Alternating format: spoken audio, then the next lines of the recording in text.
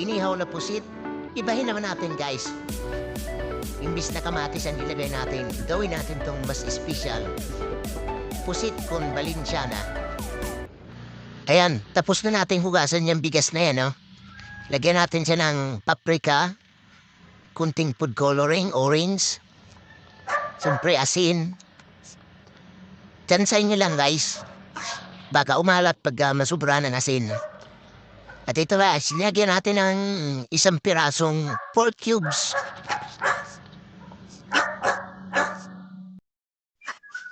Ayan, pagkatapos natin ilagay yung mga sangkap natin. Saka natin haluin guys. Durugin na rin natin yung yung pork cubes para kumalat na yung lasa niya sa bigas. Yan. Pagkatapos isalang na natin sa rice cooker.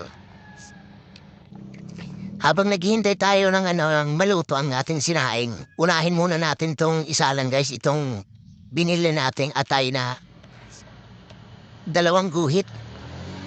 Atay ng manok. Isalang muna natin to guys sa pakuluan natin para hindi siya malangsa. Hintayin lang natin na matuyo siya. Okay, maghiwa naman tayo ng bawang, sibuyas. Lahat ng mga gagamitin natin dito, ihanda na natin. Okay, andito nga yung binili natin 1/4 na kilo ng ng hipon. Green peas, red bell pepper, pasas. Umpisa natin ang paggisa guys. Kunting mantika lang. Okay, unahin nga natin tong bawang. Ayan, haluin lang. Siyempre, hintayin natin na medyo mag-golden brown. Kasi kailangan natin dito yung aroma ng bawang para lalong maging mabango yung gagawin nating Valenciana. Alam mo, dinagdagan ko na rin dito yung yung pagsaing natin ng malagkit sa bigas. Kasi kunti lang naman ang gagamitin natin dito kasi ang gagawin natin mga 4 lang na piraso ng pusit eh. Dinagdagan ko na rin kasi paborito ko rin talagang Valenciana eh. Ayan, isunod natin ang sibuyas. Tsaka yung binalata natin na hipo na 1/4 na kilo. Yan, halo-halo lang muna. Isunod din natin ang bell pepper. Ayan, patuloy lang sa paghalo. Siyempre, sunod din natin tong green peas. Pampaganda ng kulay sa Valenciana. Yan guys, halo-halo. Saka itong pasas. Haluin lang ng haluin. Pretty timpla na ito natin guys ng ng mga patis. Yan, bitsin. Pamintang durog. Para kumapit na yung lasa niya sa sa sahog natin. Okay, saka na natin itong ilagay nating sinaing na pinaghalong bigas at malagkit. Yan yung may timpla na. Para kunti na lang ang idadagdag natin kung ano man yung kulang niya. Okay, mahinang apoy lang para hindi masunog. Yan, inubos ko na guys yung bali 1 kilo kasi kagaya nga ng sinabi ko na talagang paborito ko rin ang Valenciana.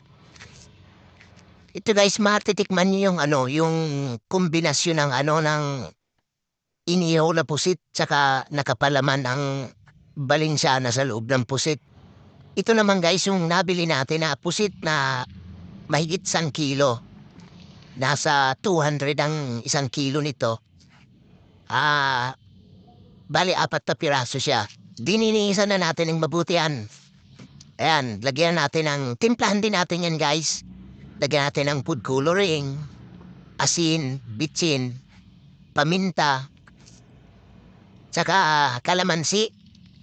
Yan yung kailangan may lasa na ito guys para pag inihaw natin, talagang nandyan yung kapit ng lasa niya.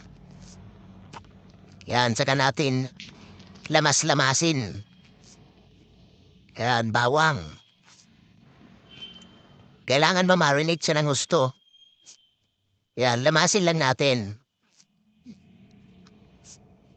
Sige, mikos-mikos lang. O, yan, saka natin ipapalaman yung balinsyana sa loob ng pusit.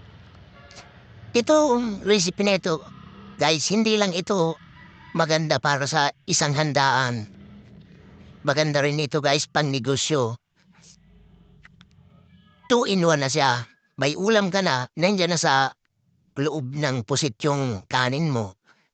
Nasa sayo na lang kung gusto mo extra rice. Pero yung mga nagkokontrol sa kanin dyan, ito ang maganda para sa inyo. Yan, kailangan siksikin natin para panalo yung pag hiniwa mo siya, napakaganda. Habang nilalagyan natin ng iba pa, siguraduhin natin ng ibang pusit ay may pantay-pantay na laman. Para ang taong mahal mo mas mahal niya ang iba. Pero pagdating sa'yo kulang-kulang ang pagmamahal na pinaranas sa'yo. Dama ko naman tayo sa finished product guys. Sa 4 na pusit madali lang talaga lagyan ng lamang. 4 na oras din ako bago matapos haha. So ayan na, hinihintay ko lang magbaga ng apoy yung uling. Dapat alalay lang para hindi agad masunog or overcook pero hilaw ang loob.